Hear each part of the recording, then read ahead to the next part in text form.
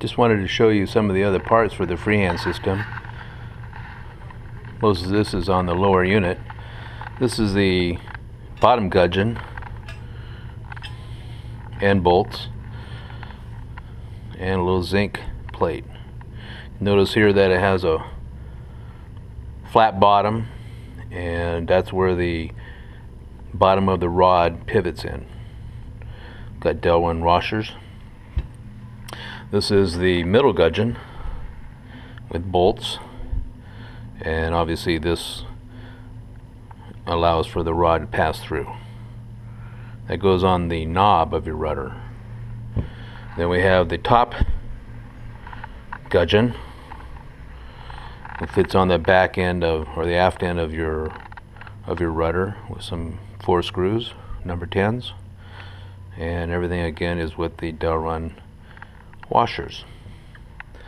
This simulates the top of the rod, and it shows you the, move this up a little bit.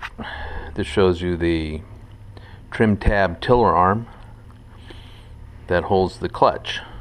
And the clutch can move forward and aft depending on where the apex point is. And once you determine that, the wheel line comes off the wheel, goes through our wheel line holders, which are mounted to the taffrail, and go around the block, feed in through the clutch, which is spring loaded. And once you've chosen your course and you've trimmed your sails and the line is passing through and forth, then you just tighten down here. Those jaws will grab onto the line, and now the wind vane is activated and turning the trim tab. Simple as that. To make a course change a little bit, pull the wheel line a 1/4 inch either direction, depending on what you need to do for trim, and that's it.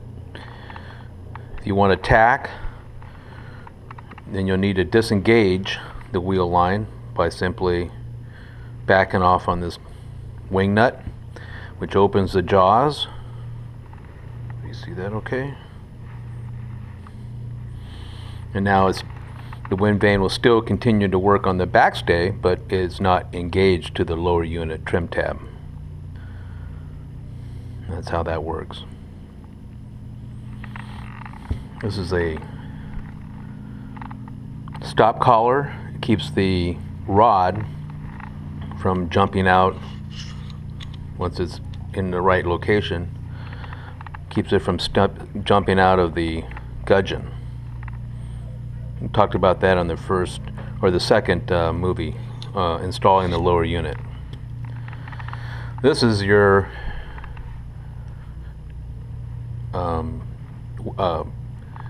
Simrad TP10 auto helm holder. Basically, it just sits on top of the taffrail, screws down, and allows you to put the bottom part of the auto helm peg into this receptor and holds it in place. Very simple, very strong. This is trim tab lockups. The width of this is the width of your rudder head, and all you're going to do is find a good location so it can pivot up and pivot down. You use a couple of number 10 round head screws, secure those, and that'll allow you to move this up and down off the rudder head. And this part here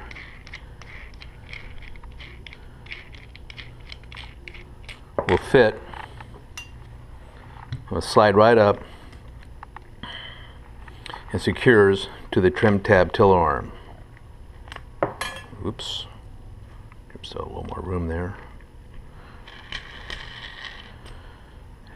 Now, from this point, in order to make adjustments when you're not sailing but motoring around, let's say your boat is a little bit off balance and tends to veer one way or the other, you'll turn this which will in turn remove the trim tab.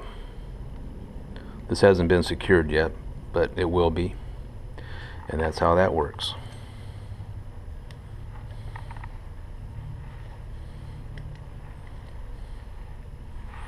Those are the parts.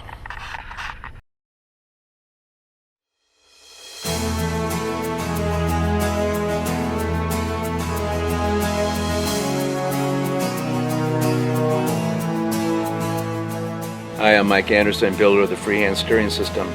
I'm here with Joff Jenks, Falmouth 22, hull number 38. And today we're going to install the lower unit of the Freehand Steering System.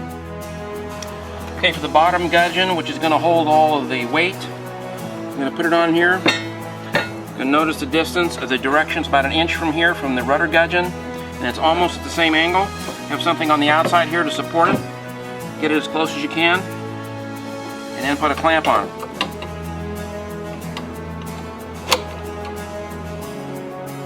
For fitting the middle gudgeon, we have to take a little bit off of here, 1/16 to an 1/18, depending on exactly how the casting came out. So you're going to take a fine block of paper and sand it down and keep sliding your middle gudgeon over it until it slides easily over it, so there's no tight binding in there. Okay, now here we are with the trim tab with the center gudgeon on, already placed in with the bearing in the middle. We're going to set it on here very gently. Slide this up.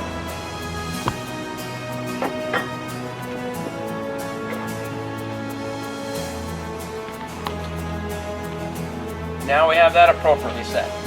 Then we'll attach the upper one and then make sure everything is in alignment, and we'll juggle all these to make sure that it spins really well. So now we're going to set the top gudgeon. Make sure your bushing is inside.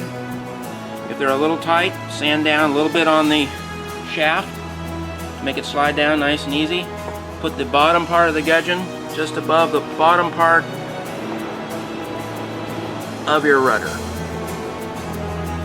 Right about there. This is very good here, spinning. Okay, now we're going to drill the other side, match up the two holes.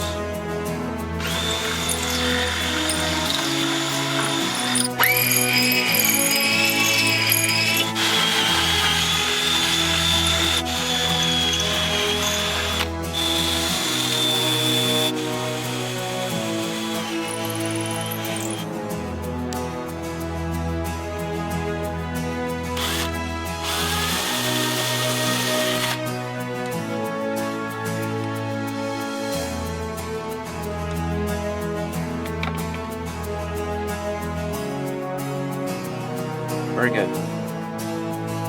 Well, we're putting the trim tab stop on so that the trim tab will not rise and come out of the bottom pivot.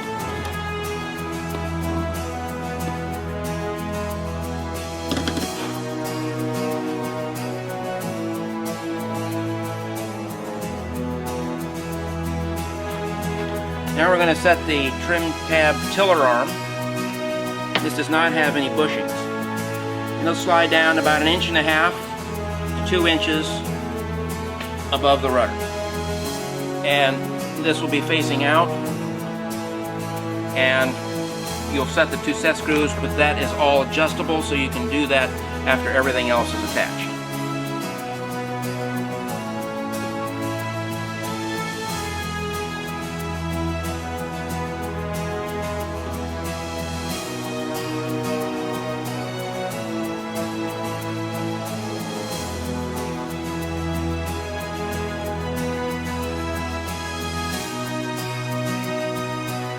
Work of art. It looks great, Mike. And the fact of the matter is, it works like a charm.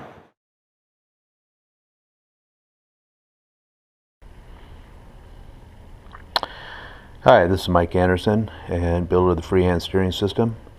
Today what I'm going to do is show you how to bend on the sail. And what you see right here is the sail open, and with the wooden storm sail. And at any rate, sometime maybe down the road you'll have to remove that. All you do is cut the lashings, here and here and slide it out of its groove. But for the most part, you'll have the sail on in normal conditions. So what we do in order to bend the sail on is run the halyard line through the fair lead here, also called the eye strap. We'll run it up to the top and fold the sail over. This has 3 Velcro strips that you want to line up. Get the edge of the sail together.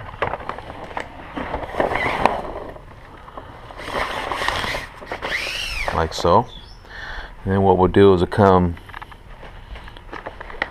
through the grommet, through the fair lead,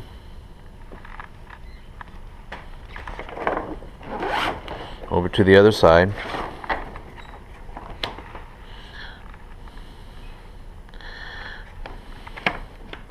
back through that grommet, and through the frame opening,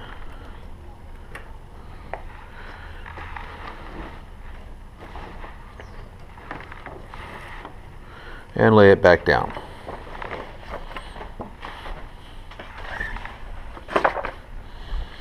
Notice that the halyard's on the inside. At this point, we'll go ahead and just tie a bowline through both of the grommets of the end of the sail.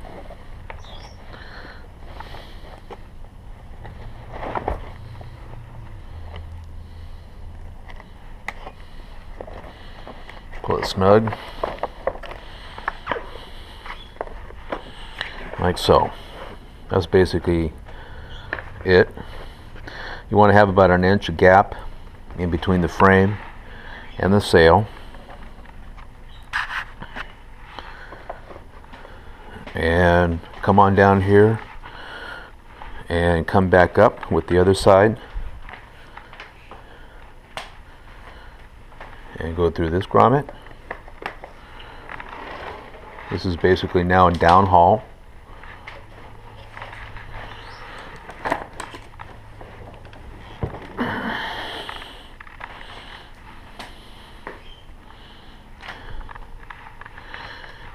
And through the other one on the other side.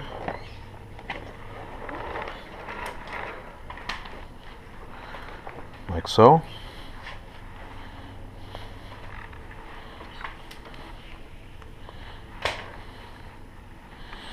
Back through the fair lead. At this point you can turn it over again.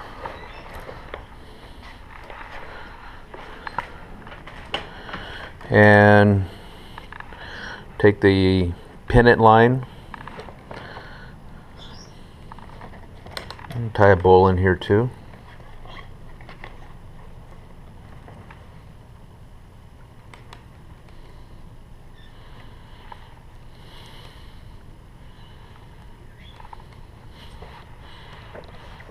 Okay. At the end of the line, come through the bowline line bite or loop there, and run the line back down through the fair lead again. And snug it up. Come back up through here.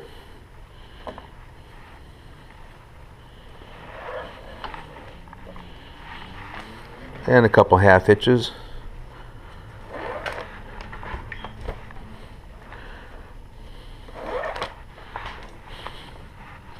And then you can wind the line to stow it.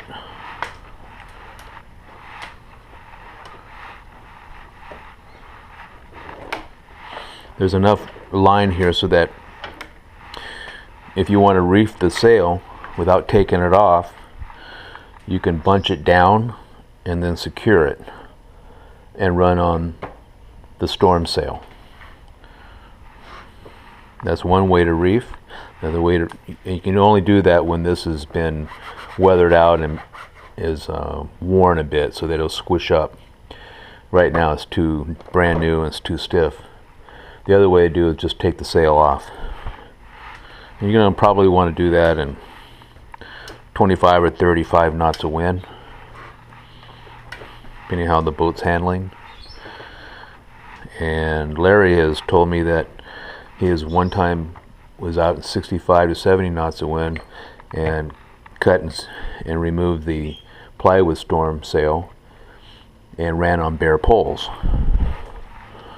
and wind vane's still working. Anyway, that's how you secure this off, how you bend the sail on. Very simple. And that's that.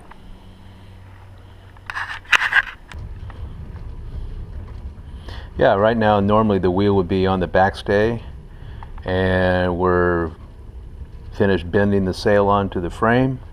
So we'll go ahead and install the frame, show you how to do that. Pretty simple. Drop the bottom of the frame into the frame base. Should fit nice and neat. Grab a couple of bolts. These are 1/4 20s.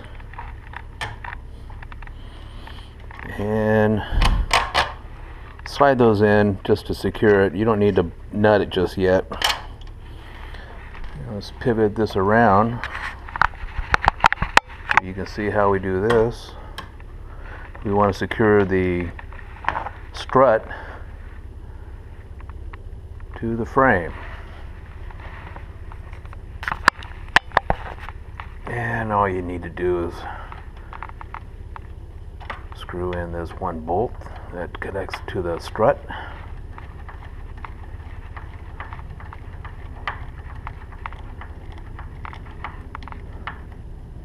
Just like that. Then we come back down, put on our lock washers and nuts.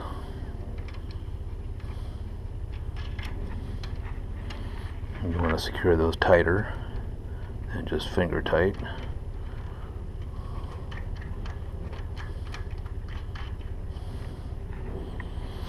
And the last thing you want to do is install the carriage bolt and the counterbalance. You notice that we have a slot here and give you that so that you can adjust the counterbalance when you take the sail off. You can slide it in a little bit, keep the balance just about right. Use a flat washer, and then we use the only thing that's not bronze on this freehand is this nylon lock nut. Don't want to lose your counterbalance in any way. So that's basically how you do it.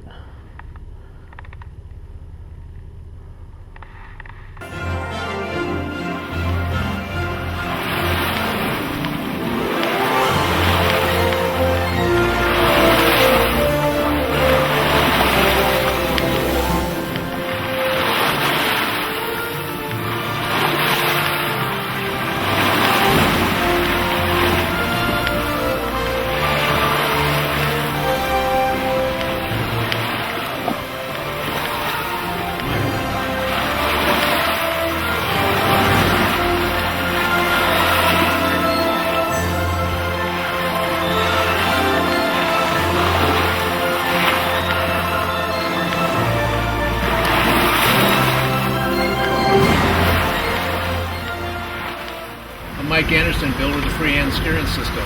This is? Hi, my name's Ken Banks, and I'm the owner of Solimar Bristol Channel Cutter hull number 114. And I'm Joff Jenks, and I used to work at Sam & Moore's company building the boats. We're here to go ahead and install the upper unit, show you how we do that.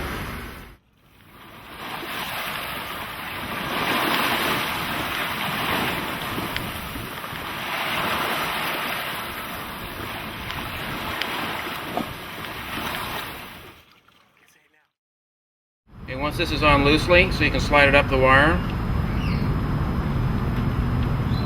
You're going to go up about 83 inches. Will vary. I'm going to get you in the ballpark. From the top of the swage.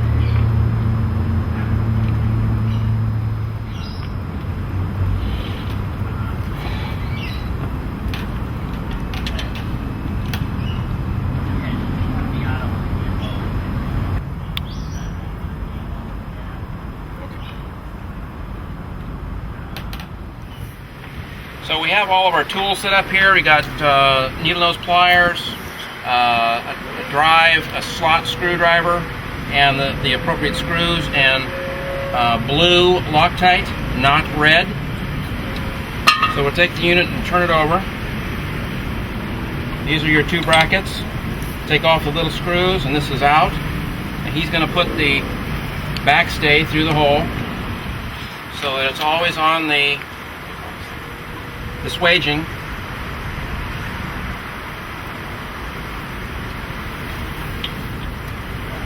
Put both screws in, make sure everything lines up, and take one screw out at a time.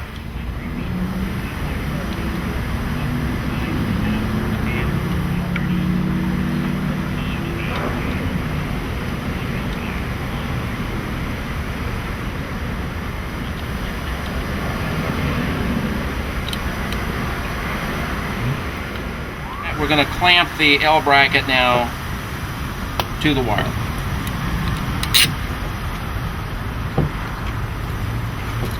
ahead.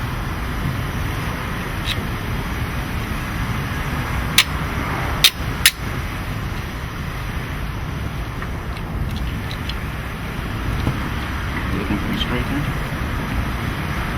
Make sure it's equidistant on both sides of the L brackets.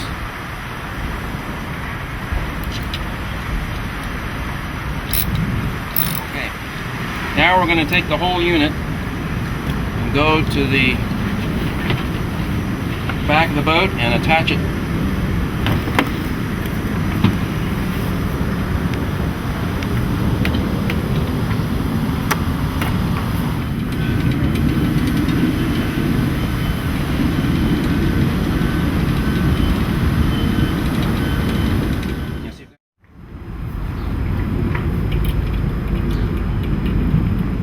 Put the sail on now. We're going to start at the bottom by putting it in the guides.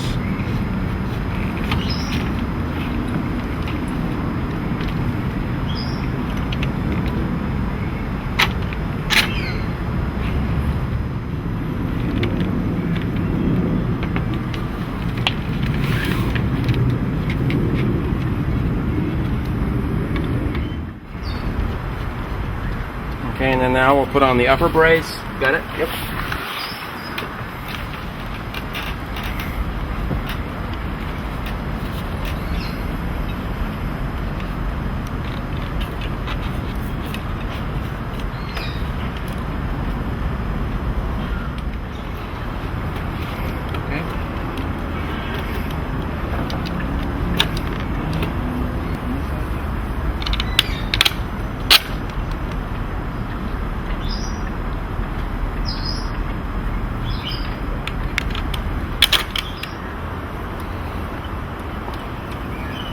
Finished. I had to cut off the over-length bolts. There we have the installation of the upper unit. We're going to put on the dive weight, 5 pounds, which is a standard dive weight, so if you lose it, it's easy to replace and you can use it for other things. It balances the weight of the sail. If you take the sail off in heavy winds, you'll want to move this in farther. As it is now, we're going to put it out.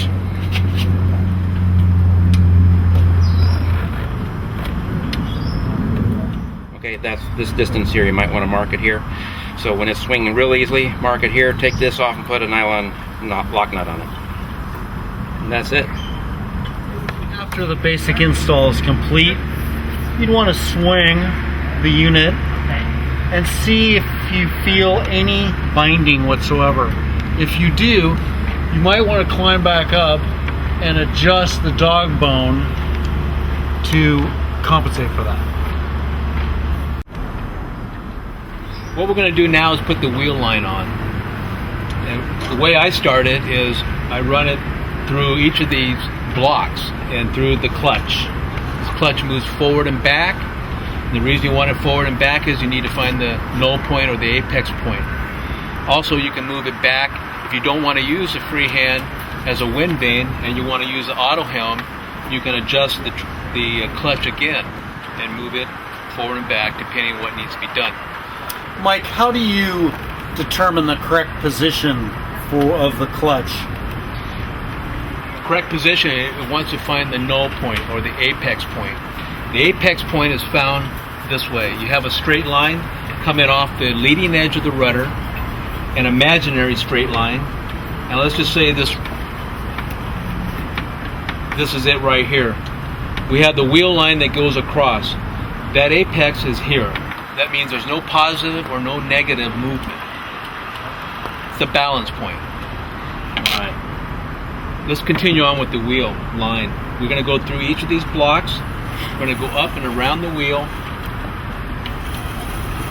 Take another full turn around it.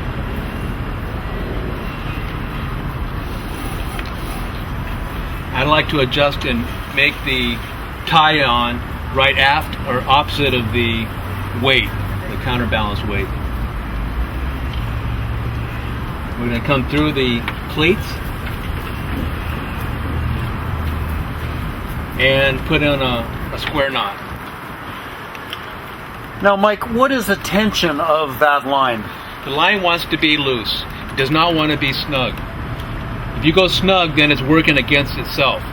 If you go loose, it's only going to be taut on one side, the side that's actually doing the steering. The opposite side is just going to be floating, basically loose. This tension here is about right. Now, if we didn't want to use the vane itself and we're just motoring, what we would do is loosen this up so that the wheel line is not in the clutch. I'm going to have to change that. Move the clutch out of the way and let it just free float. At that point, if we're motoring and say the boat is out of adjustment in balance, you're going to snug up the lock nut or the rudder lockups and put down the nut that goes with this, and then you can adjust it, as Ken said earlier, 1 or 2 turns or a quarter turn, depending on what you need. That'll adjust the boat so it's going straight. The reason that can happen is that you might be using too much water off of one side of the boat or depleting your diesel on another side of the boat or your stores. That'll make the boat wander off a little bit one direction or the other. You can take that out by using this simple device. Describe the function of the wheel line holders and their position. Yeah, the wheel line holder are these little arms that have a little turning block on the underside. What they do is they take the wheel line itself and redirect it to the apex point, to where the clutch is, and that's where you want to clamp it down. That's basically all the function it is. And they're made in bronze so they can be adjusted if you need to. Sometimes they get stepped on, they get down too low, just bend them right back up into position. The other thing we want to talk about is the auto helm and the bracket that holds this. Simrad TP10. Basically all it is has a peg here, and the bracket is in line with the apex point again at the same height. And all you're going to do is drop this in to the holder, turn it on, adjust this to the center point of the peg itself that's on the clutch, and that is again on the apex point. At that point you can see your manual and figure out how to dial this down so it's not so sensitive. And then from that point, when you're not using the wind vane and you want a motor, you can go ahead and use this auto helm, and it'll give you a direct course.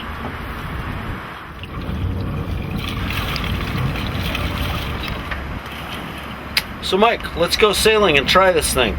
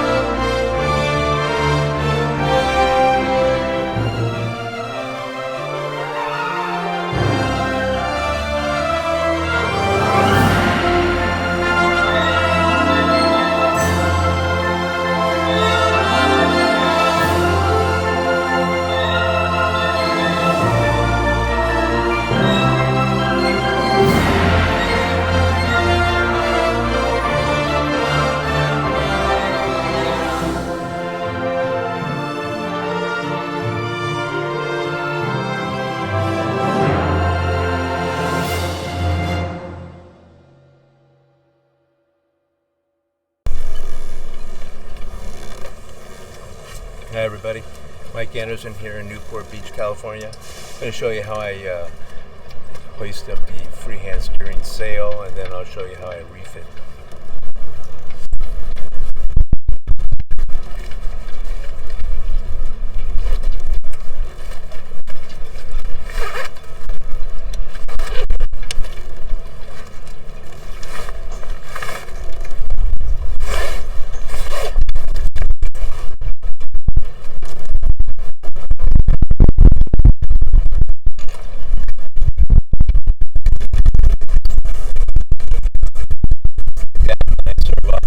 Excess line, and to go ahead and refit it. When you're out there, you undo the line to this point,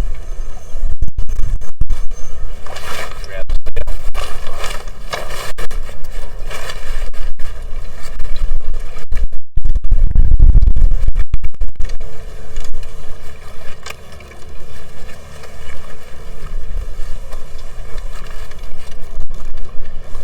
yeah, we got a reef. Simple as that.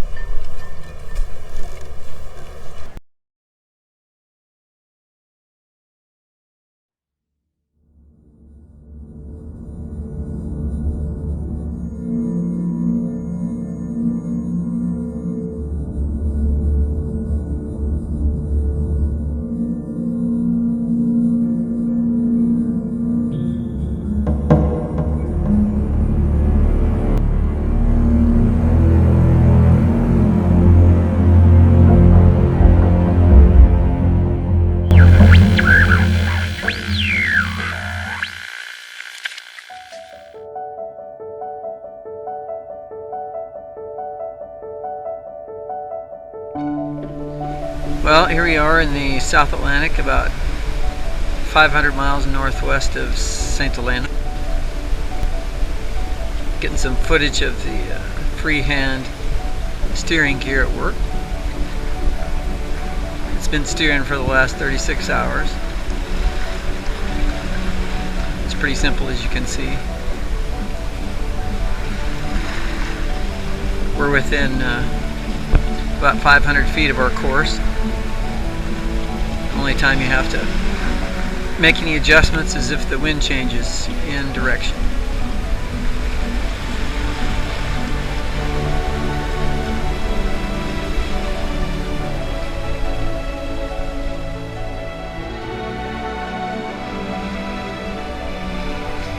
This is what it's like going downwind in about